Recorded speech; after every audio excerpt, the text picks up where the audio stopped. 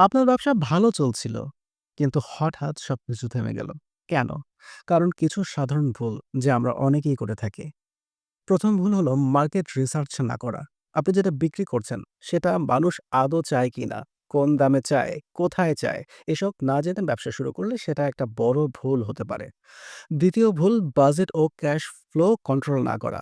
ব্যবসা মানেই হিসাব। যদি আপনার খরচ আয়ের থেকে বেশি হয়, তাহলে ধীরে, ধীরে আপনি শুধু লোকসানেই ডুবে যাবেন।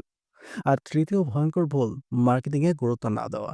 অনেকেই ভাবেন ভালো পণ্য থাকলেই চলবে, কিন্তু কেউ জানবেই না আপনি কি দারুণ জিনিস তৈরি করেছেন। যদি সঠিকভাবে প্রচার না করেন, তাহলে এই সমস্যাটা হতেই থাকবে। তাই যতটা সময় পণ্য বানান তার অর্ধেক সময় দিন মার্কেটিংয়ে।